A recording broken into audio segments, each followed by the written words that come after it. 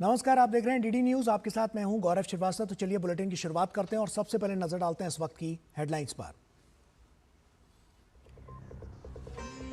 प्रधानमंत्री मोदी ने किया नशा मुक्त युवा विकसित भारत संकल्प अभियान का शुभारंभ। 1 करोड़ से अधिक युवाओं ने ली नशा मुक्ति की शपथ। पीएम ने कहा, स्वस्थ युवा विकसित भारत की नींव।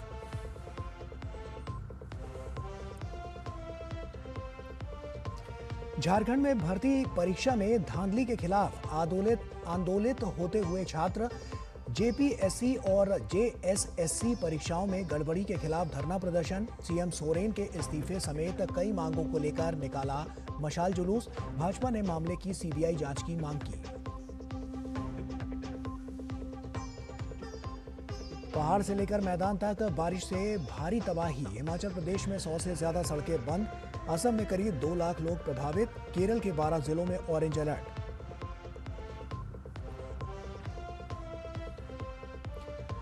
पाकिस्तान के कब्जे वाले जम्मू कश्मीर में विधानसभा चुनाव के दूसरे चरण का व्यापक बहिष्कार। मुजफ्फराबाद पूरी तरह से ठप। कई इलाकों में मतदान प्रतिशत बेहद कम। इमरान खान की पार्टी पीटीआई ने भी किया चुनाव का बहिष्कार। पीओजेके का विरोध प्रदर्शन इस्लामाबाद और रावलपिंडी तक पहुंचा। ट्रंप ने ईरान पर आखिरी समय में टाली हमले की योजना। कहा, पश्चिम एशिया के देशों के बीच ईरान युद्ध खत्म करने पर बनी सहमति।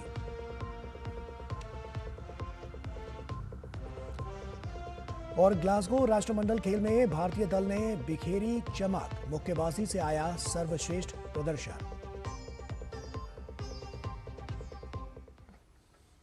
और आइए बुलेटिन की शुरुआत करते हैं। प्रधानमंत्री नरेंद्र मोदी ने नशा मुक्त युवा विकसित भारत संकल्प अभियान के तहत देश भर के युवाओं से वर्चुअली बात की। इस राष्ट्रव्यापी पहल का उद्देश्य युवाओं को विकसित भारत के विजन से जोड़ना है। प्रधानमंत्री ने कहा कि नशा युवाओं के सपनों को तोड़ता है, परिवार बर्बाद करता है और उसके बाद खतरा देश पर भी मंडराने लगता है। आज के युवा स्टार्टअप की दुनिया में छाए हैं, एआई को लीड कर रहे हैं, स्पोर्ट्स में तिरंगा लहरा रहे हैं, स्पेस से लेकर साइंस तक नए कीर्तिमान बना रहे हैं। लेकिन साथियों, जब कोई युवा अगर ड्रग्स के एडिक्शन में फंस जाए तो केवल एक युवा नहीं हारता, एक सपना हार जाता है, एक सपने का बाल मृत्यु हो जाती है, एक परिवार हार जाता है, पूरा का पूरा परिवार टूट जाता है। और जब परिवार में, समाज में ऐसा होता है और कहीं न कहीं राष्ट्र की शक्ति भी कमजोर पड़ जाती है। और इसलिए दुश्मन देश भी षड्यंत्र करके हमारे देश के युवाओं को इस नशे की लत में खींचने के लिए कोई कोशिश बाकी नहीं रखते हैं। ड्रग्स सप्लाई कर करके कमाई करना और हमारे जैसे देश को तबाह करना, यह भी उनकी आतंकी साजिश का हिस्सा होता है। और इसलिए हमें हर एक युवा को नशे के चुंगल में फंसने से बचाना है। और वहीं प्रधानमंत्री ने नशे के खतरों, उनसे बचने के संकल्प और उपायों पर चर्चा की। जो युवा नशे के शिकार हो चुके हैं उन्हें वापस राह पर लाने के लिए भी उन्होंने अपील की। प्रधानमंत्री ने कहा कि ऐसे युवाओं के लिए परिजनों की भूमिका, परिवार के दायित्व और समाज के सहयोग कारगर साबित हो सकते हैं। साथ ही उन्होंने कहा कि सरकार भी नशे के संगठन को खत्म करने के लिए बड़ी ही जिम्मेदारी और सख्ती के साथ काम कर रही है। ड्रग्स के खिलाफ अभियान में आज सरकार भी मजबूती से युवाओं के साथ खड़ी है। देश में नशे के कारोबारियों और तस्करों पर सख्ती के साथ कार्रवाई हो रही है। पहले की तुलना में कई गुना ज्यादा गिरफ्तारियां हुई है। हजारों करोड़ रुपए की ड्रग्स भी जब्त की गई है। ये दिखाता है कि ड्रग्स के खिलाफ हमारी सरकार कितनी सख्त है। और वहीं नशे के खिलाफ माई भारत द्वारा शुरू किए गए अभियान को अगले 100 सप्ताह तक चलाए जाने का आग्रह प्रधानमंत्री ने किया। उन्होंने संत समाज और अन्य संगठनों से अपील की कि आने वाले 100 रविवार नशे के खिलाफ जागरूकता और जन अभियान चलाएं। आज लिया गया ये संकल्प आने वाले 100 सप्ताह तक लगातार ऐसे ही आगे बढ़ेगा। हर रविवार कला, संस्कृति, स्पोर्ट्स, मेडिटेशन, अध्यात्म और सेवा से जुड़ी गतिविधियां होगी। नशा मुक्ति का संदेश नए लोगों तक पहुंचेगा। आने वाले 100 रविवार नशा मुक्त भारत की दिशा में 100 मजबूत कदम हो गए, 100 मजबूत स्टेप्स। और देश भर के 25,000 से अधिक स्थानों पर 1 करोड़ से अधिक के युवाओं ने एक साथ नशा मुक्ति की शपथ ली। इस अभियान में 125 से अधिक आध्यात्मिक संगठनों, माई भारत और एनएसएस स्वयंसेवकों, युवा क्लबों, शैक्षणिक संस्थानों और विभिन्न सामाजिक संगठनों की भागीदारी रही। अगले 100 सप्ताह तक पूरे देश में जागरूकता अभियान, खेल प्रतियोगिताएं, पद यात्राएं, नुक्कड़ नाटक और अन्य सामुदायिक गतिविधियों के माध्यम से नशे के खिलाफ जन जागरण चलाया जाएगा। इस अभियान का उद्देश्य युवाओं को उनकी भागीदारी से नशा मुक्त भारत के संकल्प को मजबूत करना और विकसित भारत 2047 के लक्ष्य को नई गति देना है। अगले 100 सप्ताह तक चलने वाला राष्ट्रव्यापी जन भागीदारी आंदोलन है, जिसमें देश के युवाओं को नशे के खिलाफ जागरूकता फैलाने और समाज में सकारात्मक बदलाव लाने के लिए प्रेरित किया जाएगा। और इसके अलावा हैशटैग नशा मुक्त युवा का उपयोग करके एक्स पर पोस्ट, रील और वीडियो साझा करें और इस ऐतिहासिक राष्ट्रव्यापी अभियान के लॉन्च को सभी सोशल मीडिया प्लेटफॉर्म पर ट्रेंड कराने में भी मदद कर सकते हैं। झारखंड में प्रतियोगी परीक्षाओं में कथित अनियमितताओं और भर्ती घोटालों को लेकर मामला गर्माता जा रहा है। रांची में छात्र कई दिनों से आंदोलन कर रहे हैं और पूरे मामले की सीबीआई जांच की मांग पर अड़े हुए हैं। विपक्षी भाजपा ने भी सरकार के खिलाफ मोर्चा खोल दिया है और विधानसभा के आगामी मॉनसून सत्र में इस मुद्दे को जोरदार ढंग से उठाने का ऐलान किया है। कि मेरे सीने में नहीं तो तेरे सीने में सही हो कहीं भी आग, बस ये आग जलनी चाहिए। आज झारखंड के छात्रों नौजवानों के बीच ये आग जल चुकी है।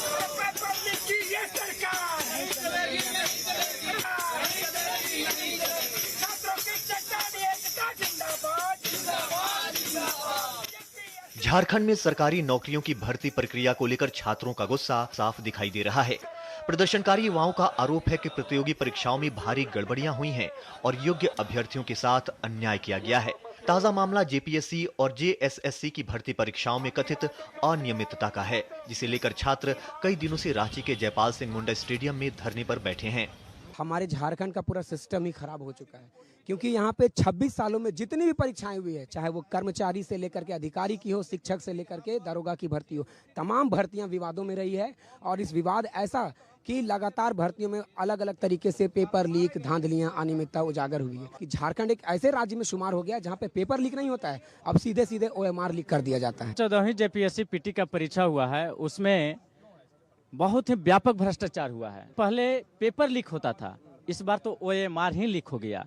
और ओएमआर एक स्ट्रांग रूम में रखा जाता है, बिना अध्यक्ष के अनुमति के वो बाहर नहीं आता है, तो आखिर ओएमआर बाहर कैसे आया? काहे के लिए हम लोग वोट दिए थे कि झारखंड का माटी का बेटा है। हम लोग का आशा विश्वास था कि नौकरी देगा, लेकिन नौकरी बेचवा निकला। शिबू सोरेन जी माननीय थे, लेकिन ये झारखंड को बिकने नहीं दिए। लेकिन आपको लगता है कि उनका बेटा झारखंड को बेच देगा। सीमित संसाधनों के बीच आंदोलन कर रहे इन युवाओं का कहना है कि वे अपने भविष्य की लड़ाई लड़ रहे हैं। प्रदर्शनकारियों के मुताबिक सरकार उनकी मांगों को गंभीरता से लेने के बजाय मामले को दबाने की कोशिश कर रही है। छात्रों का कहना है कि जब तक पूरे मामले की सीबीआई जांच नहीं होगी, तब तक आंदोलन जारी रहेगा।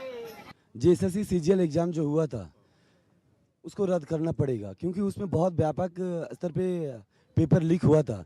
पहला डिमांड रहेगा। दूसरा डिमांड ये रहेगा, टीडीपीएल एजेंसी जो भी जेपीएससी में एग्जाम लिए, जेएसएससी में एग्जाम लिए, उसको रद्द करना होगा। अभय तिवारी जिस एग्जाम में बैठा उसको रद्द करना होगा। अभी गिरफ्तारी हुई है जेएसएससी सीजीएल में अभय कुमार की। सर जिस एग्जाम में भी अभय कुमार की संलिप्तता पाई गई है, सारे एग्जाम में जो है सीबीआई या फिर ईडी जांच करे। छात्रों के आंदोलन को अब राजनीतिक समर्थन भी मिलने लगा है। भाजपा नेता और पूर्व मुख्यमंत्री बाबूलाल मरांडी ने राज्य सरकार पर भर्ती परीक्षाओं में भ्रष्टाचार को संरक्षण देने का आरोप लगाया। उन्होंने कहा कि युवाओं का भरोसा टूट चुका है और पूरे मामले की निष्पक्ष सीबीआई जांच कराई जानी चाहिए। सीआईडी जिस प्रकार से जांच कर रही है, उनकी जांच ही संदेह के घेरे में। जेसीसी में जिस प्रकार से उन्होंने जांच किया है और जांच के बाद जब अफसर बदले तो पूरे कुछ बदल दिया और कोर्ट को भी उन्होंने गलत इंफॉर्मेशन दिया। और इसलिए मैं कह रहा हूं कि भाई ये सीआईडी जांच लीपापोती कर रही है और इसलिए हमने कहा कि भाई सीबीआई से जांच करानी चाहिए पूरे मामले। छात्रों के आंदोलन और विपक्ष के हमलों के बीच सरकार पर दबाव लगातार बढ़ रहा है। झारखंड में प्रतियोगी परीक्षाएं पहले से ही विवादों में रही है, लेकिन ताजा जेपीएससी और जेएससीसी विवाद ने युवाओं के सब्र का बांध तोड़ दिया है। अब वो आर और पार की लड़ाई के मूड में नजर आ रहे हैं। झारखंड विधानसभा का मानसून सत्र भी 6 अगस्त से शुरू हो रहा है, जिसमें यह मुद्दा सदन में गर्माहट ला सकता है। डीडी न्यूज के लिए रांची से मैं सौरभ के साथ दिवाकर कुमार। और झारखंड में जेपीएससी और जेएसएससी की परीक्षाओं में कथित धांधली, पेपर लीक और भ्रष्टाचार को लेकर हजारों छात्र और युवा सड़कों पर हैं। रांची का जयपाल सिंह मुंडा स्टेडियम इस अनिश्चितकालीन आंदोलन का मुख्य केंद्र बना हुआ है। छात्रों के इस आंदोलन को लेकर हमारे संवाददाता मुकेश शुक्ला ने झारखंड के पूर्व मुख्यमंत्री बाबूलाल मरांडी से खास बातचीत की। देखिए। झारखंड में सरकारी नौकरी को लेकर के धरने पर बैठे हैं वहां के युवा और लगातार गड़बड़ी हो रही उस पर आवाज उठा रहे हैं। उस पर बात करने के लिए भाजपा के वरिष्ठ नेता और पूर्व मुख्यमंत्री बाबूलाल मरांडी हमारे साथ मौजूद हैं। सर, क्या कुछ पूरा मामला है और इसको कैसे देखते हैं? वहां की सरकार क्यों नहीं कोई सुध ले रही है? झारखंड में चाहे झारखंड कर्मचारी चयन आयोग से नियुक्तियां हो रही हो, चाहे झारखंड पब्लिक सर्विस कमीशन से जो नियुक्तियां पदाधिकारियों को हो रही है, वहाँ नौकरी को बेचा जा रहा है। पिछले दिनों सीजीएल का जो एग्जाम हुआ और जेसीसी ने जो कराया जिस एजेंसी से, बजाबता उन लोगों को बाहर में क्वेश्चन पेपर रटवाया गया, नेपाल में जाकर के, बंगाल में जाकर के, बिहार में जाकर के, झारखंड में जाकर के। और जिन लोगों ने रटा उसमें से 135 पेपर रटा, कहीं किसी को दिया गया, कहीं 150 पेपर रहा गया, ये रिपोर्ट में है। और 120 क्वेश्चन बिल्कुल टेली कर गया। और जिस दिन एग्जाम हो रहा था रटवा करके फिर सेंटर तक बच्चों को पहुंचाया जाता है और फिर नेट को काट दिया जाता है। कि दुनिया को ये बताया जाता है कि साहब बच्चे कोई पर्चे लीक नहीं कर सकते हैं क्योंकि नेट सब बंद था। लेकिन वास्तविकता ये लोग तो पर्चे पहले लीक किए हुए हैं, पहले लोगों को रटवाया गया है। तो ये जो हो रहा है जीपीएससी में भी उसी प्रकार से वसूली हो रही है ये नियुक्ति। तो इसलिए मैं कहता हूं कि भाई वहाँ पेपर लीक नहीं है, वहाँ तो बेचा जा रहा है नौकरी को। 20 लाख में, 25 लाख में, 50 लाख में, करोड़ में जीपीएससी में चला गया है। इसीलिए हम लोग बार बार कह रहे हैं कि भाई आप जीपीएससी हो, जेसीसी हो, चेयरमैन से लेकर के सदस्य और उस दफ्तर में जो लोग भी पदाधिकारी है उन सारे लोगों के ऊपर एफआईआर करिए, उनको सब गिरफ्तार करिए और अध्यक्ष से लेकर इन सबको वहाँ से हटाइए। तभी झारखंड बचेगा, तभी झारखंड को आप करप्शन से बचा सकते हैं। नहीं तो आज वो लोग तो करप्शन की बुनियाद लोग डाल रहे हैं, बुनियाद ही इतनी खराब डाल रहे हैं। आज वहाँ जो नौजवान बैठे हुए, छात्र बैठे हुए धरना पर, अपना भविष्य तो बचा ही रहे हैं, वो झारखंड की भविष्य को भी बचाने के लिए। और इसलिए हम तो कहते हैं कि भाई संपूर्ण झारखंड के लोगों को इस बारे में तन मन धन से उन बच्चों को मदद करना चाहिए। तो ये जो एनडीए अलायंस वाले हैं, इनको सिर्फ देश में अराजकता की स्थिति कैसे पैदा हो इतना ही इनको मतलब है। बच्चों के भविष्य के साथ या देश की और प्रदेश की या झारखंड के भविष्य के साथ एनडीए अलायंस को कोई मतलब नहीं। तो जैसा कि एनडीए अलायंस को कोई मतलब नहीं है और सरकार के खिलाफ छात्रों ने मोर्चा खोल दिया है, सीबीआई मांग की जांच की जा रही है और उम्मीद है कि जल्दी आरोपियों को जेल भेजा जाएगा। जो भी इसके मुख्य कल्प्रिट हैं उनको सजा दी जाएगी। कैमरामैन भीम के साथ मैं मुकेश शुक्ला, डीडी न्यूज़ के। और वहीं देश भर में मानसून ने रफ्तार पकड़ ली है, लेकिन कई राज्यों में यही बारिश आफत बन गई है। पहाड़ों पर भूस्खलन और फ्लैश फ्लड का खतरा मंडरा रहा है, तो मैदानी इलाकों में बाढ़ और जलभराव ने जनजीवन को अस्त व्यस्त कर दिया है। हिमाचल से लेकर केरल तक, गुजरात से लेकर असम तक और जम्मू कश्मीर से लेकर छत्तीसगढ़ तक राहत और बचाव अभियान लगातार जारी है। देखते हैं देश भर से बारिश का बड़ा अपडेट। देश के अलग अलग हिस्सों में मानसून का असर अब साफ दिखाई दे रहा है। कहीं नदियां उफान पर हैं, कहीं सड़कें पानी में डूबी हैं, तो कहीं भूस्खलन ने आवाजाही रोक दी है। राहत की बात सिर्फ इतनी है कि कुछ राज्यों में पानी उतरना शुरू हुआ है, लेकिन खतरा अभी भी बरकरार है। हिमाचल प्रदेश में लगातार हो रही मूसलाधार बारिश ने हालात बिगाड़ दिए हैं। मंडी और कुल्लू समेत कई जिलों में भूस्खलन और फ्लैश फ्लड का खतरा बना हुआ है। 100 से ज्यादा सड़कें बंद हैं। बिजली और पेयजल सेवाएं भी प्रभावित हुई हैं। मौसम विभाग ने 7 अगस्त तक येलो अलर्ट जारी किया है। उत्तराखंड के रुद्रप्रयाग में नदियों और गधेरों का जलस्तर तेजी से बढ़ रहा है। लगातार बारिश से स्थानीय लोगों में चिंता बढ़ने लगी है।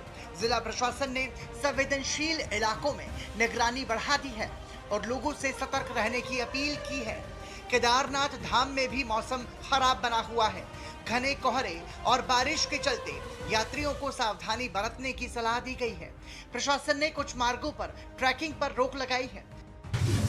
दक्षिण भारत में भी बारिश कहर बरपा रही है। केरलम में बाढ़, भूस्खलन और फ्लैश फ्लड की घटनाओं में 8 लोगों की मौत हो चुकी है। हजारों लोगों को राहत शिविरों में पहुंचाया गया है और 12 जिलों में ऑरेंज अलर्ट जारी है। कर्नाटक के मालेनाडु और तटीय क्षेत्रों में पिछले 2 दिनों से भारी बारिश का सिलसिला जारी है। लगातार हो रही बारिश के कारण नदियां उफान पर हैं।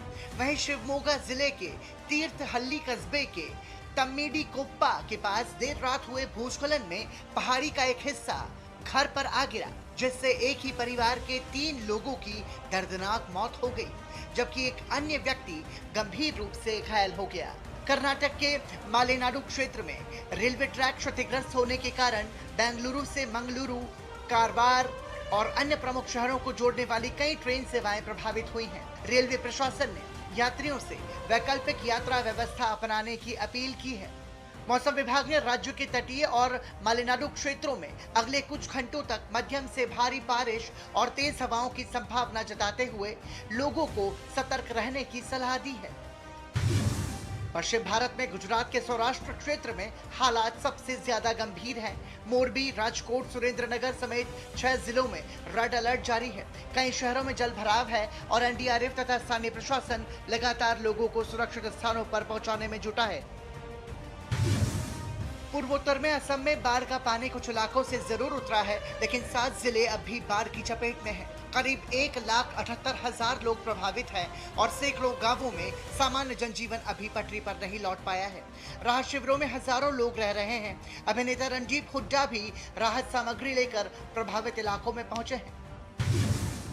ओडिशा में बाढ़ की स्थिति में धीरे धीरे सुधार हो रहा है, लेकिन महानदी बेसिन में नदियों के जलस्तर बढ़ने से निचले इलाकों में खतरा बना हुआ है। कटक जिले में महानदी का पानी अंशुपा झील में प्रवेश कर गया है, जिससे झील के किनारे बने पार्क में पानी भर गया और नौका टिकट केंद्र भी जलमग्न हो गया।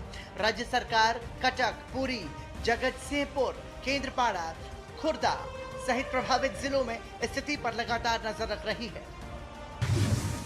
जबकि छत्तीसगढ़ के नारायणपुर में अचानक आई बाढ़ से कई गांवों का संपर्क टूट गया है।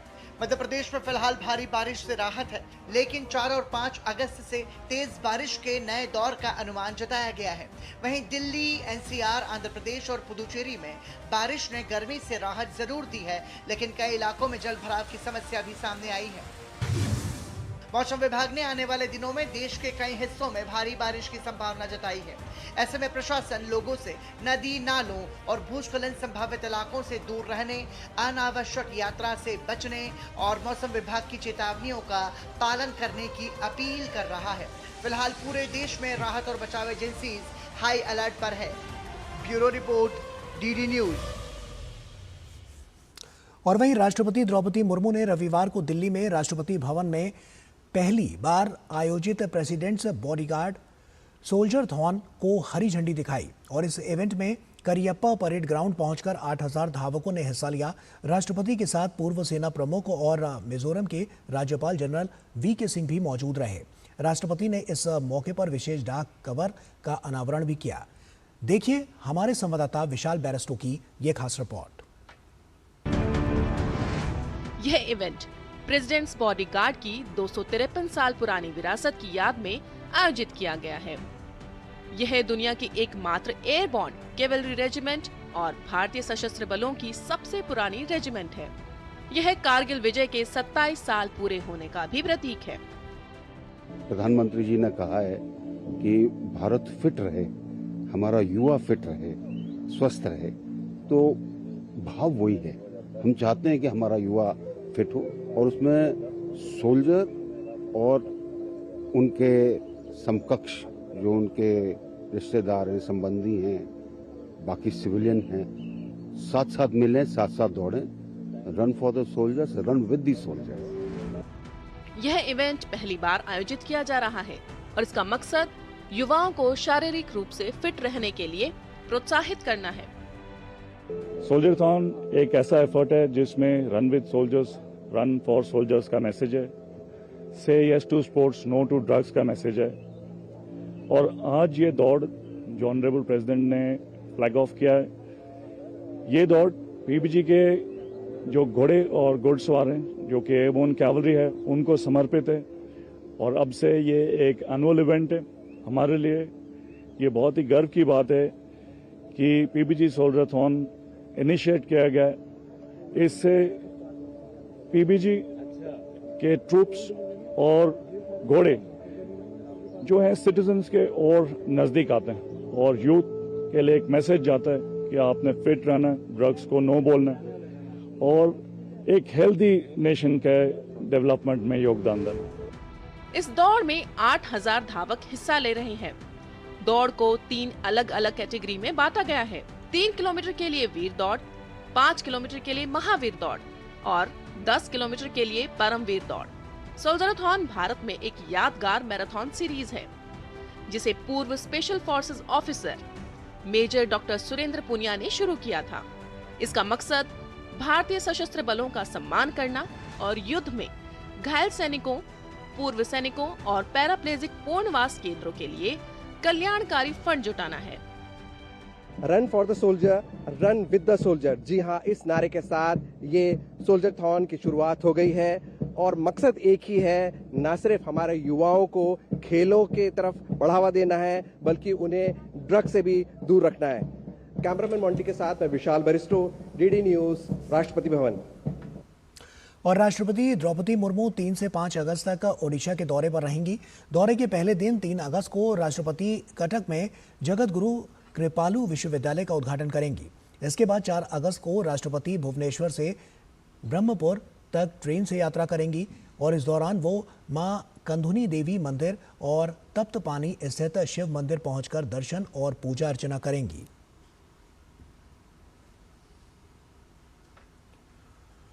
केंद्रीय मंत्री पीयूष गोयल ने प्रधानमंत्री नरेंद्र मोदी की लोकप्रियता और युवाओं के समर्थन को लेकर बड़ा दावा किया है। पीयूष गोयल ने कहा है कि देश की नई पीढ़ी यानी जनरेशन जी पूरी तरह से प्रधानमंत्री मोदी के साथ खड़ी है। उनका कहना है कि युवाओं के समर्थन के बिना प्रधानमंत्री मोदी लगातार 3 बार प्रधानमंत्री नहीं बन सकते थे। साथ ही पीयूष गोयल ने कहा कि पीएम मोदी देश के सबसे लोकप्रिय नेता है। जेन जी हमेशा हमारे साथ था। आखिर प्रधानमंत्री 3 बार जीते तो बिना जेनजी के सपोर्ट के, बिना युवा शक्ति के सपोर्ट के नहीं जीत सकते थे। प्रधानमंत्री जी आज विश्व के सबसे लोकप्रिय नेता है। प्रधानमंत्री जी की फॉलोइंग, चाहे वो ट्विटर हो, फेसबुक हो, यूट्यूब हो, इंस्टाग्राम हो, शायद विश्व में सबसे ज्यादा है।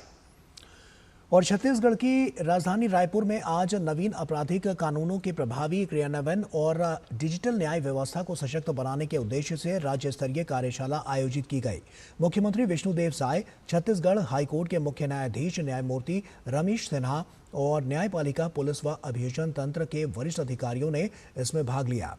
कार्यशाला में ICJS, CCTNS, डिजिटल साक्ष्य और फॉरेंसिक तकनीकों के बेहतर उपयोग पर मंथन किया गया।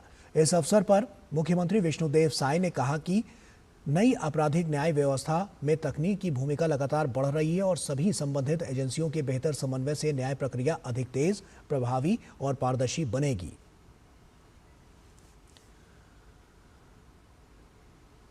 माननीय हमारे देश के यशस्वी प्रधानमंत्री श्री नरेंद्र मोदी जी के आह्वान पर जो नए कानून देश में लागू हुए हैं, उनका त्वरित वो कानून लागू हो और जनता को त्वरित न्याय मिले, इसके लिए गृह विभाग के द्वारा आज का ये कार्यशाला एक दिन का आयोजित है। छत्तीसगढ़ में भी जो नए कानून है बीएनएस है, वो सुचारू रूप से यहाँ पर और चलेगा, तेजी से चलेगा, इसके लिए एक मील का पत्थर साबित होगा। और दिल्ली की मुख्यमंत्री रेखा गुप्ता ने मयूर विहार फेज 2 स्थित लाल बहादुर शास्त्री अस्पताल का दौरा कर मरीजों और उनके परिजनों से बातचीत की और स्वास्थ्य सेवाओं को लेकर लोगों के अनुभव और सुझाव भी सुने। सीएम रेखा गुप्ता ने अस्पताल में साफ सफाई, दवाइयों की उपलब्धता और चिकित्सा सुविधाओं का निरीक्षण किया और अधिकारियों को जरूरी सुधार तुरंत सुनिश्चित करने के निर्देश भी दिए। क्रिएटिव इंडस्ट्री और वैश्विक सहयोग को नई दिशा देने वाले के लिए मुंबई में ब्रिक्स वेव्स बाजार का आयोजन किया जाएगा। सूचना और प्रसारण मंत्रालय के तहत काम करने वाली नेशनल फिल्म डेवलपमेंट कॉरपोरेशन यानी कि NFDC की ओर से यह अंतर्राष्ट्रीय आयोजन 6 और 7 अगस्त 2026 को आयोजित होगा। इस मेगा इवेंट में ब्रिक्स सदस्य और साझेदार देशों के 500 से ज्यादा प्रतिनिधि हिस्सा ले रहे हैं और इसमें सरकारों के प्रतिनिधि, फिल्म निर्माता, कंटेंट क्रिएटर्स, निवेशक, ब्रॉडकास्टर्स, OTT प्लेटफॉर्म, टेक्नोलॉजी कंपनियां, स्टार्टअप्स और सांस्कृतिक संस्थान शामिल होंगे।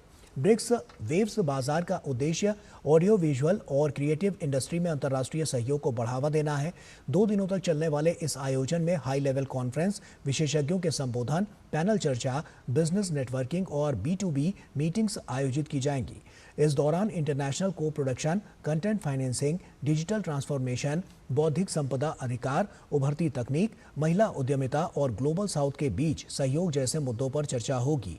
कार्यक्रम का प्रमुख आकर्षण होगा क्रिएटर्स हब, जहां क्रिएटिव कंपनियां, स्टार्टअप्स, टेक्नोलॉजी प्रोवाइडर्स और इंडस्ट्री संस्थान अपनी सेवाओं और नए समाधानों को प्रदर्शित करेंगे। B2B बैठकों के जरिए निर्माता, स्टूडियो, OTT प्लेटफॉर्म, निवेशक और खरीदार नए कारोबारी अवसर तलाशेंगे। भारत का ये प्रयास क्रिएटिव इकोनॉमी को रोजगार, नवाचार और आर्थिक विकास के एक बड़े माध्यम के रूप में स्थापित करने की दिशा में अहम कदम माना जा रहा है। आत्मनिर्भर भारत अभियान के तहत भारतीय नौसेना को एक और बड़ी सफलता मिली है। कोलकाता के टीटागढ़ शिपयार्ड में ड्राइविंग सपोर्ट क्राफ्ट परियोजना के 5वें और अंतिम पोत DSC A24 को लॉन्च किया गया है। ये अत्याधुनिक जहाज ऑपरेशनल डाइविंग और अंडर वाटर निरीक्षण और रेस्क्यू मिशनों के लिए तैयार किया गया है। करीब 70% स्वदेशी उपकरणों से लैस ये पोत मेक इन इंडिया पहल का मजबूत उदाहरण है। भारतीय नौसेना का कहना है कि DSC A24 के शामिल होने से समुद्री अभियानों, बचाव कार्यों और तटीय सुरक्षा की क्षमता में और मजबूती आएगी। अरुणाचल प्रदेश के कुरुंग कुमे जिले में सीमा सड़क संगठन यानी BRO ने हुरी इलाके से टूटा संपर्क फिर से बहाल कर दिया है। 11 जुलाई 2026 की रात अचानक आई बाढ़ में पुराना पुल बह जाने से हुरी का संपर्क पूरी तरह से टूट गया था। इसके बाद BRO के प्रोजेक्ट अरुणकन ने मिशन मोड में काम करते हुए महज कुछ ही समय में 200 फीट लंबे बेली ब्रिज का निर्माण कर आवाजाही शुरू करा दी। वहीं पुल टूटने से स्थानीय लोगों की आवाजाही, जरूरी सामान की आपूर्ति और आपातकालीन सेवाएं प्रभावित हो गई थीं। बहाली अभियान के दौरान BRO की 85 RCC और 756 BRTF की टीमों को भारी बारिश, उफनती नदी की धाराओं, अस्थिर जमीन और लगातार हो रहे भूस्खलन जैसी चुनौतियों का सामना करना पड़ा। बेहतर योजना, तकनीकी दक्षता और आपसी तालमेल के चलते BRO ने रिकॉर्ड समय में इस महत्वपूर्ण संपर्क मार्ग को फिर से खोल दिया। संपर्क बहाल होने से हुरी के स्थानीय लोगों को बड़ी राहत मिली है। ग्रामीणों ने BRO के प्रयासों की सराहना करते हुए कहा है कि ये मार्ग उनकी आजीविका, स्वास्थ्य सेवाओं और रोजमर्रा की जरूरतों के लिए बेहद अहम है। और वहीं देश की अर्थव्यवस्था को लेकर अच्छी खबर सामने आई है। SBI रिसर्च की एक रिपोर्ट के मुताबिक वित्त वर्ष 2026 से 27 की पहली तिमाही में भारत की GDP वृद्धि दर 7% तक रह सकती है। रिपोर्ट में कहा गया है कि बेहतर होते व्यापक आर्थिक हालात और बदली हुई वैश्विक परिस्थितियों का फायदा भारत को मिल सकता है। इससे पहले पश्चिम एशिया में तनाव के चलते आरबीआई ने पहली तिमाही की वृद्धि दर का अनुमान 6.9% से घटाकर 6.6% तक कर दिया था, लेकिन अब हालात में सुधार के बाद विकास दर अनुमान से बेहतर रहने की उम्मीद जताई गई है। रिपोर्ट के अनुसार अप्रैल 2026 तक महंगाई नियंत्रण में रही। वहीं पहली तिमाही में सीपीआई आधारित महंगाई 3.9% दर्ज की गई, जो आरबीआई के लक्ष्य दायरे में है। वहीं बेहतर मानसून और खरीफ बुआई की स्थिति से कृषि क्षेत्र को भी मजबूती मिलने की उम्मीद है। हालांकि एसबीआई रिसर्च ने एल नीनो के संभावित असर को लेकर सतर्क रहने की भी बात कही है। भारत का स्टार्टअप इकोसिस्टम आज दुनिया के सबसे तेजी से बढ़ते नवाचार केंद्रों में शामिल है। प्रधानमंत्री नरेंद्र मोदी के स्टार्टअप इंडिया विजन ने लाखों युवाओं को नौकरी तलाशने वाले से रोजगार देने वाला उद्यमी बनने की प्रेरणा दी है। आज artificial intelligence, fintech, health take और डीप टेक जैसे क्षेत्रों में भारतीय स्टार्टअप वैश्विक पहचान बना रहे हैं। लेकिन इस तेज बदलाव के दौर में सफलता का अगला मंत्र क्या है, निवेशकों की क्या सलाह है, संस्थानों की क्या भूमिका होगी और एआई का जिम्मेदारी से इस्तेमाल कितना महत्वपूर्ण है, इन्हीं सवालों के जवाब लेकर आई है हमारी ये खास रिपोर्ट। देखिए। देश की युवा शक्ति को राष्ट्र निर्माण की सबसे बड़ी ताकत मानने वाले प्रधानमंत्री नरेंद्र मोदी का विजन अब स्टार्टअप इंडिया के जरिए नई ऊंचाइयों तक पहुंच रहा है। आज भारत का युवा सिर्फ नौकरी का इंतजार नहीं कर रहा, बल्कि नए विचारों को कारोबार में बदलकर रोजगार के अवसर भी पैदा कर रहा है। स्टार्टअप इंडिया ने इनोवेशन, तकनीक और उद्यमिता का एक ऐसा इकोसिस्टम तैयार किया है जहां विचारों को पहचान, मार्गदर्शन और आगे बढ़ने का अवसर मिल ही जाता है। अब देश के प्रमुख शिक्षण संस्थान भी इस बदलाव के साझेदार बन रहे हैं। We organized the startups pitching event wherein all the startups who are willing to attend this forum, they come here from across India. And we invite a lot of VCs and the investors. Startup India initiative के साथ MDI Gurgaon बहुत अच्छे से step and step work करके to provide a very good ecosystem to the startup community. सिर्फ पूंजी ही नहीं, नई सोच और खुद को लगातार बेहतर बनाना भी किसी स्टार्टअप की सबसे बड़ी ताकत है। फ्यूचर इंडिया में government has made the system very conducive. आजकल इकोसिस्टम में फंडिंग बहुत है और मैं तो ये बोलना चाहूँगी पैसा बरस रहा है। क्या आपके अंदर वो है कि आप वो पैसा खींच पाए? इंडिया 143 करोड़ की जो पॉपुलेशन है, बहुत कंपटीशन है। आप में क्या है जो आप इन सब से ऊपर शाइन कर पाएंगे? तो अपने आप में इन्वेस्ट करिए, अपने कैपेबिलिटीज़ बढ़ाइए और फिर देखिए इन्वेस्टर क्यों नहीं पैसा लगाएगा। आधुनिक युग में आर्टिफिशियल इंटेलिजेंस ने भी स्टार्टअप्स के लिए संभावनाओं के नए द्वार खोले हैं, लेकिन विशेषज्ञ मानते हैं कि तकनीक का इस्तेमाल जिम्मेदारी और नैतिकता के साथ होना उतना ही ज्यादा जरूरी है। एआई को रिस्पॉन्सिबली कैसे यूज़ करना है, सेफ्टी मेथड्स, सिक्योरिटी मेथड्स, किसी भी डेटा लीकेज का कोई भी ऐसा केस ना हो कि कस्टमर का डेटा ज़बरदस्ती लीक हो रहा है, सो उस पर रिस्पॉन्सिबिलिटी एआई पे अच्छे से वर्क करें। युवाओं का आत्मविश्वास, शिक्षा संस्थानों का सहयोग, निवेशकों का मार्गदर्शन और नई तकनीकों का जिम्मेदार इस्तेमाल, यही वो आधार है जिस पर विकसित भारत की नई तस्वीर तैयार हो रही है। और इस बदलाव के केंद्र में है भारत की युवा शक्ति। Ajay Mishra, DD news, Delhi. और 4 महीने तक लगातार बिकवाली करने के बाद विदेशी पोर्टफोलियो निवेशकों यानी कि एफपीआई ने भारतीय शेयर बाजार में जोरदार वापसी की है। जुलाई महीने में एफपीआई ने भारतीय इक्विटी बाजार में 20,200 करोड़ रुपए का शुद्ध निवेश किया। इससे पहले जून में करीब 49,340 करोड़, मई में 32,963 करोड़, अप्रैल में 60,847 करोड़ और मार्च में 1,17,000 करोड़ रुपए से अधिक की निकासी हुई थी। बाजार विशेषज्ञों का कहना है कि भारत में अपेक्षाकृत स्थिर बाजार, बड़ी कंपनियों के आकर्षक वैल्यूएशन, कॉरपोरेट आय में सुधार की उम्मीद और वैश्विक स्तर पर कम होते दबाव ने विदेशी निवेशकों का भरोसा बढ़ाया है। इसके अलावा रुपए की स्थिरता और आईटी कंपनियों के उम्मीद से बेहतर तिमाही नतीजों ने भी निवेशकों की धारणा को मजबूत किया है। विशेषज्ञों के मुताबिक दक्षिण कोरिया और ताइवान जैसे बाजारों में अधिक उतार चढ़ाव और सेमीकंडक्टर सेक्टर में बढ़ते जोखिम के बीच भारत विदेशी निवेशकों के लिए अपेक्षाकृत सुरक्षित और भरोसेमंद निवेश गंतव्य बनकर उभरा है।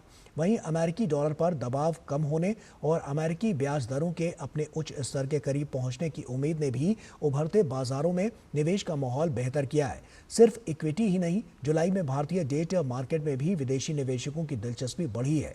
एफपीआई ने सामान्य मार्ग से 29,212 करोड़ रुपए और फुली एक्सेसिबल रूट के जरिए 3,033 करोड़ रुपए का निवेश किया।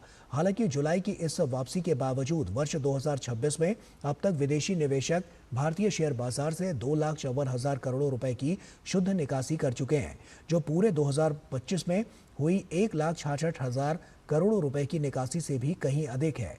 आने वाले दिनों में विदेशी निवेश का रुख कई घरेलू और वैश्विक कारकों पर निर्भर करेगा। निवेशकों की नज़र पहली तिमाही के कॉरपोरेट नतीजों, 5 अगस्त को होने वाली भारतीय रिजर्व बैंक की मौद्रिक नीति समीक्षा, कच्चे तेल की कीमतों और अमेरिका ईरान के बीच जारी भू राजनीतिक घटनाक्रम पर रहेगी।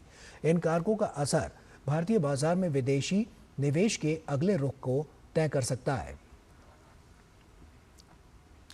और भारत ने सौर ऊर्जा के क्षेत्र में बड़ी उपलब्धि हासिल की है। देश अब अमेरिका को पीछे छोड़ते हुए दुनिया का दूसरा सबसे तेजी से बढ़ने वाला सोलर एनर्जी मार्केट बन गया है। सरकार के मुताबिक भारत की स्थापित सौर ऊर्जा क्षमता 2014 में महज 3 गीगावाट थी, जो 30 जून 2026 तक बढ़कर 162.15 गीगावाट हो गई है। साल 2025 में भारत ने 37 गीगावाट नई सोलर क्षमता जोड़ी है, जो सालाना बढ़ोतरी के मामले में अमेरिका से ज्यादा रही। सोलर बिजली की लागत में भी बड़ी गिरावट दर्ज की गई है। ई रिवर्स ऑक्शन व्यवस्था के चलते बिजली की दरें 2010 में करीब 18 रुपए प्रति यूनिट से घटकर 2.44 रुपए प्रति यूनिट तक पहुंच गई है। देश में बड़े सोलर प्रोजेक्ट्स की क्षमता 118.79 गीगावाट है, जबकि रूफटॉप सोलर से 27.88 गीगावाट बिजली उत्पादन हो रहा है।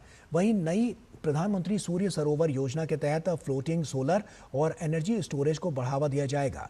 भारत की कुल गैर जीवाश्म ईंधन आधारित ऊर्जा क्षमता अब 283 गीगावाट से ज्यादा हो गई है। सरकार का लक्ष्य 2030 तक 500 गीगावाट गैर जीवाश्म ऊर्जा क्षमता हासिल करना है।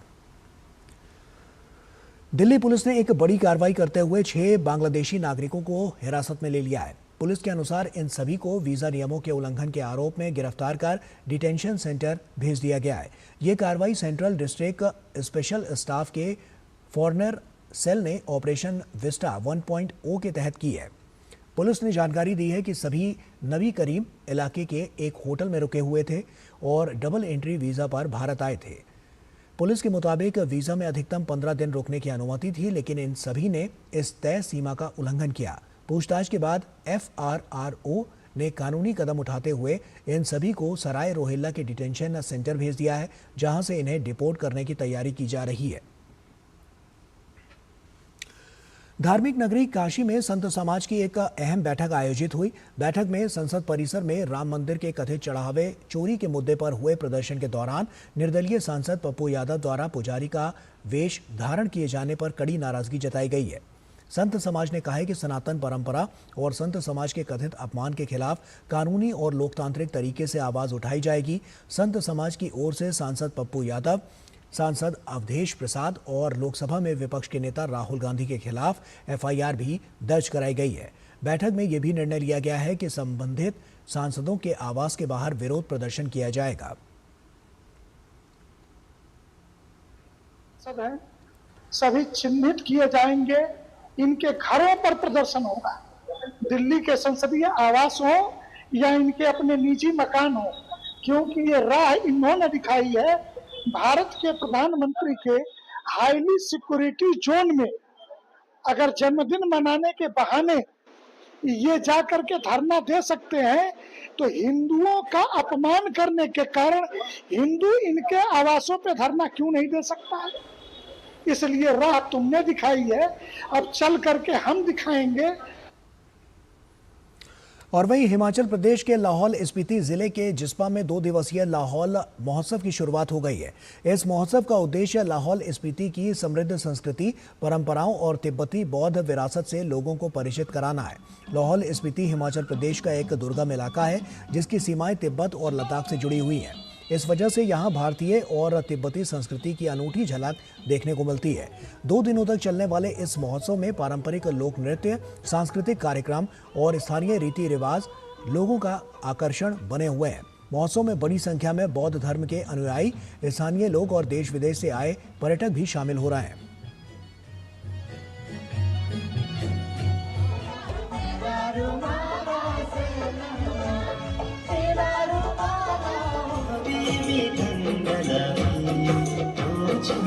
अभी हमारे लाहौर में परंपरा रहा है।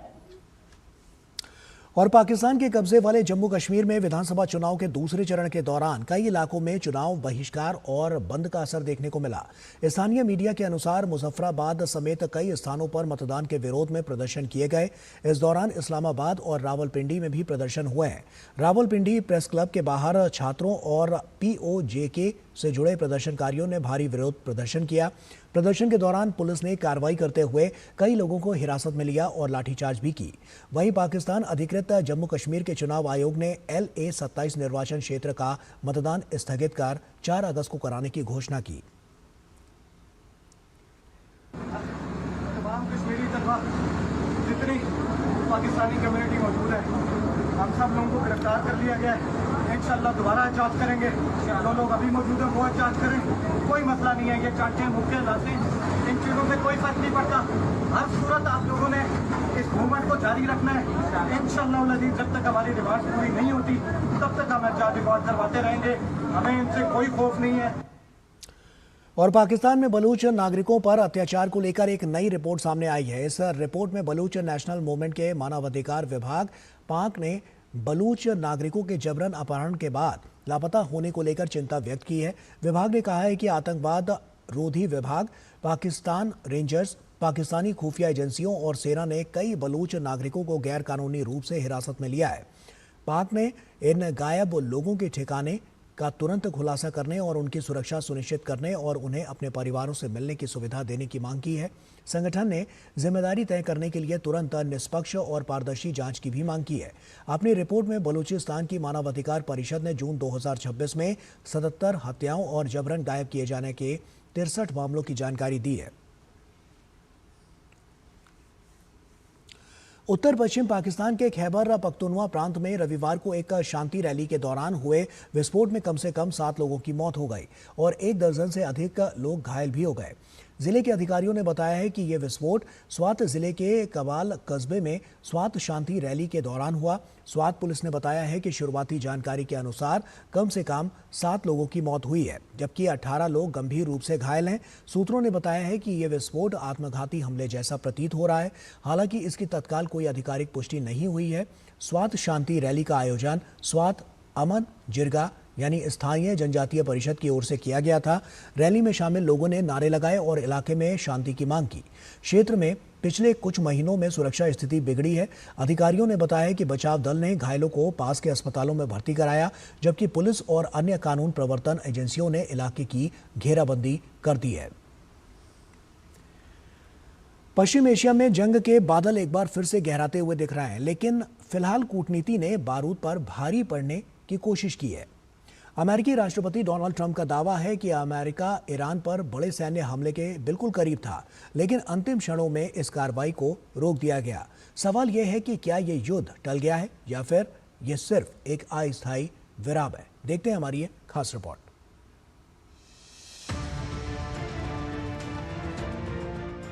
अमेरिकी राष्ट्रपति डोनाल्ड ट्रंप ने social media platform truth social पर दावा किया है कि अमेरिका ईरान के खिलाफ अभूतपूर्व सैन्य कार्रवाई के लिए पूरी तरह तैयार था, लेकिन ईरान और पश्चिम एशिया के कुछ अन्य देशों के अनुरोध पर प्रस्तावित हमला फिलहाल स्थगित कर दिया गया है। ट्रंप ने कहा कि अमेरिका ने दुनिया के हित और ईरान के भविष्य को देखते हुए फिलहाल सैन्य कार्रवाई रोकने का फैसला किया है। उम्मीद है कि दोनों पक्ष जल्द अंतिम समझौते पर पहुंचेंगे। उन्होंने कहा कि इस समझौते के तहत हॉर्मुज जल डमरू मध्य को तुरंत पूरी तरह और बिना किसी शर्त के खोला जाएगा।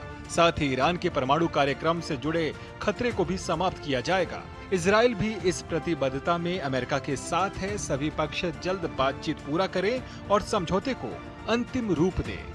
इससे पहले सऊदी अरब के क्राउन प्रिंस मोहम्मद बिन सलमान ने ट्रंप से फोन पर बातचीत कर संभावित अमेरिकी सैन्य कार्रवाई पर चिंता जताई थी।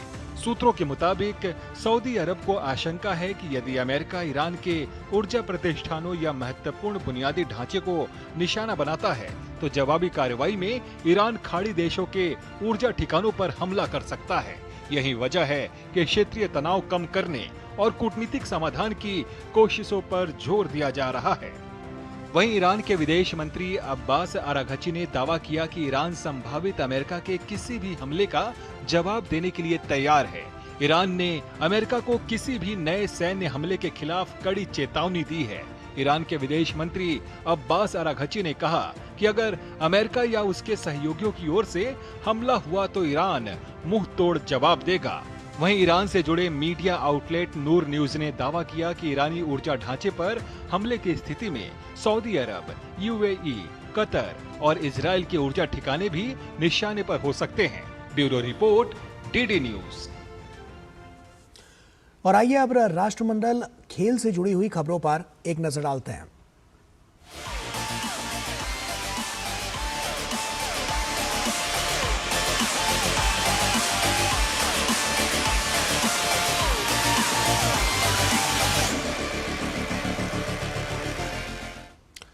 भारतीय मुक्केबाज नरेंद्र ने 90 किलोग्राम भार वर्ग के मुकाबले में रजत पदक जीत खुद के आत्मविश्वास को नई ऊंचाइयां दी हैं।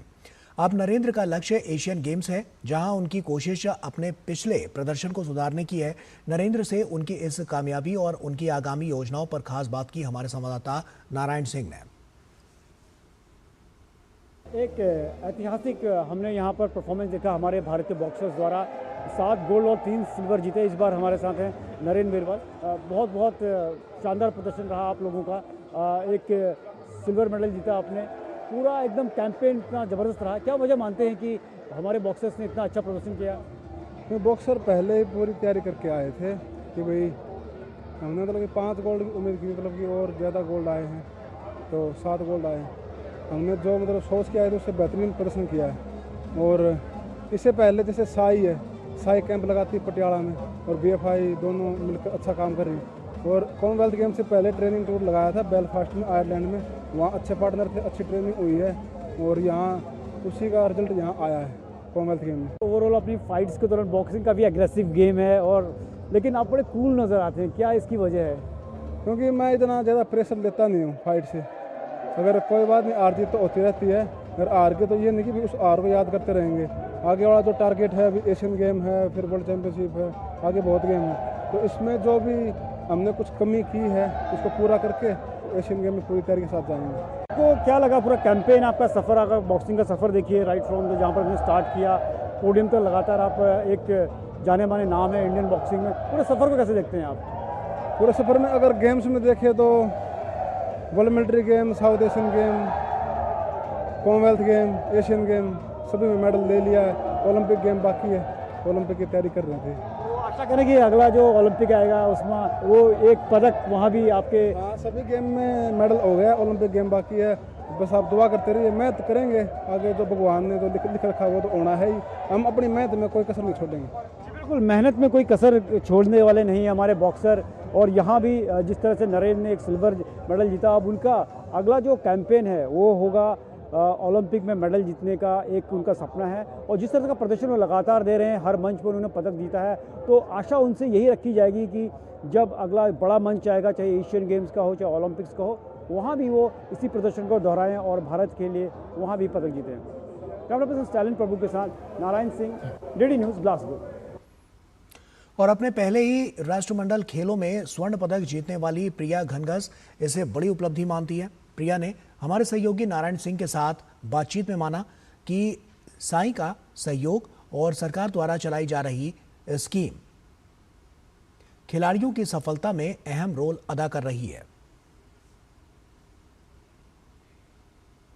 प्रिया ने भी भारत के लिए गोल्ड मेडल जीता। प्रिया उनसे बात कर। प्रिया, बहुत बहुत बताइए आपको, शानदार प्रदर्शन आपका, पहला कॉमनवेल्थ गेम्स और पहले में गोल्ड, कैसे देखते हैं अचीवमेंट को? बहुत अच्छा लग रहा है कि इतनी यंग एज में मैं कॉमनवेल्थ खेली अपने इंडिया की तरफ से और मैंने गोल्ड मेडल जीता। ये मेरे लिए बहुत बड़ी अचीवमेंट है आज के दिन। पहले 2 राउंड्स में कुछ स्प्लिट जैसा लग रहा था, लेकिन तीसरे राउंड में चढ़ के खेला आपने एकदम एग्रेसिव। तो क्या था कि 2 राउंड के बाद एकदम चढ़ के खेलना और जीतना है, ऐसा था माइंड? मैंने देखा कि मैंने जो तीनों राउंड किए वो मैंने कमबैक में जीती है कि फर्स्ट 2 राउंड हारने के बाद, जैसे स्प्लिट में जाने के बाद भी मैंने थर्ड राउंड में कमबैक होता है। बस उस समय ऐसे रहता है कि करोड़ों लोग आपको देख रहे हैं, इतना सपोर्ट किया सभी ने, तो उनके देश के लिए मेडल लेकर जाना है। कॉमनवेल्थ में 10 इंडियन बॉक्सर्स सेमीफाइनल्स में, बड़ी अचीवमेंट और अब तक का सबसे बेस्ट परफॉर्मेंस है कॉमनवेल्थ गेम्स में। पूरी अचीवमेंट को कैसे देखते हैं आप इंडियन बॉक्सिंग का? ये बहुत ही खुशी की बात है कि इंडियन बॉक्सिंग बहुत आगे जा रही है। मुझे बहुत खुशी हो रही है कि आज मैं भी इस टीम का हिस्सा हूँ। तो आपने बोला कि एक बहुत हिस्टोरिक परफॉर्मेंस रहा, 10 मेडल पक्के कर लिए, तो क्या वजह मानती है कि इतना कॉन्फिडेंट है हमारे बॉक्सर्स में, इतना अच्छा कर रहे हैं? वजह क्या है इसकी? वजह BFI का सपोर्ट, साई का सपोर्ट, सभी हमारी कंट्री पूरी सपोर्ट करती है। और जो हमारे ट्रेनिंग चलती है पटियाला कैंप में, उसमें कोचेस के द्वारा करवाई गई ट्रेनिंग भी हमें बहुत सपोर्ट करती है। क्राउड का बहुत चीयर मिल रहा था आपको, बहुत आपको चीयर अप कर रहे थे, उसका कितना फ़ायदा मिला? क्राउड का तो बहुत ज़्यादा। कल भी मेरी फाइट स्प्लिट में चली गई थी, तो उस समय जब भारत माता की जय कर रहे थे तो बहुत ज़्यादा मोटिवेट हुए थे। दे आर हाईली मोटिवेटेड, काफ़ी मोटिवेटेड है हमारे खिलाड़ी, और जो क्राउड का उनको सपोर्ट मिला, वो कह रहे हैं कि उनसे भी उनका काफ़ी हौसला बढ़ा। और जो प्रिया की फाइट थी वो स्प्लिट में थी और तीसरे राउंड में उन्होंने बाउंस बैक किया और यहाँ पर बॉक्सिंग में भारत को एक और मेडल दिलाया। और ऐतिहासिक परफॉर्मेंस हम कह सकते हैं। जो भारत की बॉक्सिंग का ग्राफ है लगातार ऊपर बढ़ रहा है, और देखेंगे कि जो आने वाले जो बड़े इवेंट्स हैं, चाहे वो एशियन गेम्स हो, ओलंपिक्स में, यही दमदार परफॉर्मेंस कंटिन्यू रहने वाला है। कैमरा पर्सन स्टालिन प्रभु के साथ Narayan Singh, DD news, Glasgow. और गुजरात के उप मुख्यमंत्री हर्ष संघवी ने एक बार फिर जोर देकर कहा है कि अहमदाबाद 2030 राष्ट्रमंडल खेल की मेजबानी के लिए पूरी तरह से तैयार है। उन्होंने कहा कि अहमदाबाद शहर मल्टीपल स्पोर्ट्स की मेजबानी के उन तमाम दायित्वों पर खरा उतरता है जिसे मेजबानी करने वाले शहर के लिए बेहद जरूरी माना जाता है। Ahmedabad is ready. Our city is compact, well connected and vibrant with possibility. We have integrated transport systems, modern accommodation and communities support women into our society. Our venues are clustered to minimize travel and maximize athlete experience. But beyond readiness lies something profound. Belonging, Ahmedabad brings a heartbreak unlike any other, the rhythm of Garba, where thousands move as one. It is philosophy of Atithi Devo Bhava. और श्रीलंका के खिलाफ इस महीने होने वाली test series से पहले भारतीय क्रिकेट की टीम के लिए बुरी खबर है। टीम के तेज गेंदबाज जसप्रीत बुमराह चोट के चलते इस सीरीज से बाहर हो गए हैं। बुमराह के घुटने में अब भी तकलीफ बनी हुई है, जिसके चलते टीम मैनेजमेंट और मेडिकल स्टाफ फिलहाल उन्हें लेकर कोई जोखिम नहीं उठाना चाहता। भारत और श्रीलंका के बीच पहला टेस्ट मुकाबला 15 अगस्त को गौल में शुरू होगा। भारतीय बैडमिंटन खिलाड़ी तन्वी शर्मा ने इतिहास रचते हुए चीनी ताइपे ओपन सुपर 300 का महिला खिताब जीत लिया है। 17 वर्षीय तन्वी ने फाइनल में वियतनाम की गुएन थुई लिन को सीधे गेमों में 21-16, 21-16 से हराकर अपने करियर का पहला BWF वर्ल्ड टूर सुपर 300 खिताब अपने नाम किया है। और इस जीत के साथ वो 2008 में साइना नेहवाल के बाद चीनी ताइपे ओपन का महिला एकल खिताब जीतने वाली पहली भारतीय बन गई हैं। भारत में इथेनॉल मिश्रित पेट्रोल कार्यक्रम अब देश की ऊर्जा क्रांति का सबसे मजबूत स्तंभ बन चुका है। ऊर्जा आत्मनिर्भरता के ऐतिहासिक संकल्प, विदेशी मुद्रा की भारी बचत और पर्यावरण संरक्षण की दिशा में ये मोदी सरकार का एक दूरदर्शी कदम है, जिसे देश की जनता का अभूतपूर्व समर्थन मिल रहा है। हालांकि कुछ निहित स्वार्थों द्वारा इस देशहित की योजना को लेकर भ्रामक अफवाहें फैलाने की कोशिश की गई है, लेकिन अब मोटर कंपनियों से जुड़े लोगों ने भी इन अफवाहों को पूरी तरह से नकार दिया है। देखिए इस पर हमारी ये खास रिपोर्ट।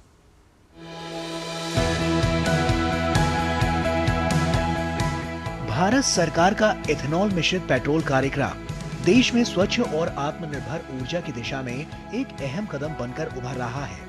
पेट्रोल में इथेनॉल के बढ़ते इस्तेमाल से जहां कच्चे तेल के आयात पर निर्भरता कम हो रही है, वहीं पर्यावरण संरक्षण को भी बढ़ावा मिल रहा है। इस पहल को लेकर अलग अलग मोटर कंपनियों से जुड़े लोगों में भी सकारात्मक सोच दिखाई दे रही है। ಇತ್ತೀಚೆಗೆ E20 ಇಂಧನದ ಬಗ್ಗೆ ಕೆಲವು ವದಂತಿಗಳು ಹರಡುತ್ತಿವೆ. ಹೊಂಡಾ ವಾಹನಗಳಿಗೆ ಯಾವುದೇ ಆತಂಕವಿಲ್ಲದೆ E20 ಇಂಧನವನ್ನು ಸುರಕ್ಷಿತವಾಗಿ ಬಳಸಬಹುದು ಎಂಬುದನ್ನು ನಾವು ನಿಮಗೆ ಭರವಸೆ ನೀಡುತ್ತೇವೆ. ಆದ್ದರಿಂದ ನೀವು E20 ಇಂಧನವನ್ನು ಸಂಪೂರ್ಣವಾಗಿ ವಿಶ್ವಾಸದಿಂದ ಬಳಸಬಹುದು. ಇತ್ತೀಚೆಗೆ E20 ಇಂಧನದ ಬಗ್ಗೆ ಕೆಲವು ವದಂತಿಗಳು ಹರಡುತ್ತಿವೆ. ಹೋಂಡಾ ವಾಹನಗಳಿಗೆ ಯಾವುದೇ ಆತಂಕವಿಲ್ಲದೆ E20 ಇಂಧನವನ್ನು ಸುರಕ್ಷಿತವಾಗಿ ಬಳಸಬಹುದು ಎಂಬುದನ್ನು ನಾವು ನಿಮಗೆ ಭರವಸೆ ನೀಡಲು ಬಯಸುತ್ತೇವೆ. ಆದ್ದರಿಂದ ನೀವು E20 ಇಂಧನವನ್ನು ಸಂಪೂರ್ಣವಾಗಿ ವಿಶ್ವಾಸದಿಂದ ಬಳಸಬಹುದು. एथेनॉल को लेकर सबसे ज्यादा चर्चा इंजन की क्षमता और माइलेज को लेकर होती है, लेकिन ग्राहकों का कहना है कि E20 ईंधन से इंजन और माइलेज पर कोई असर नहीं है. भ्रामक अफवाहों के बीच लोगों का भी कहना है कि इससे इंजन पर असर की खबरों में सच्चाई नहीं है. 6 महीने हो गए, तो आपको कोई गाड़ी में दिक्कत आ रही है इथेनॉल या कोई पेट्रोल के कारण? पेट्रोल के कारण तो नहीं कुछ. अच्छा, और कुछ एवरेज ड्रॉप वगैरह हुआ है? नहीं, प्रॉपर एवरेज. बाकी आपको कोई इशू पेट्रोल के रिलेटेड कुछ झटका वगैरह? नहीं, कोई नहीं ना. जन समर्थन, वैज्ञानिक सोच और प्रधानमंत्री नरेंद्र मोदी के नेतृत्व वाली सरकार की स्पष्ट व दूरदर्शी नीति, इन तीनों के मजबूत आधार पर एथेनॉल मिश्रित पेट्रोल कार्यक्रम लगातार ऐतिहासिक सफलता के नए आयाम गढ़ रहा है. ये पहल न केवल देश को ऊर्जा के क्षेत्र में पूरी तरह से आत्मनिर्भर बना रही है, बल्कि विदेशी मुद्रा की भारी बचत कर राष्ट्र की नींव को और अधिक सुदृढ़ भी कर रही है. Bureau report, DD news. और इसी के साथ फिलहाल इस बुलेटिन में इतना ही. दीजिए इजाजत. नमस्कार.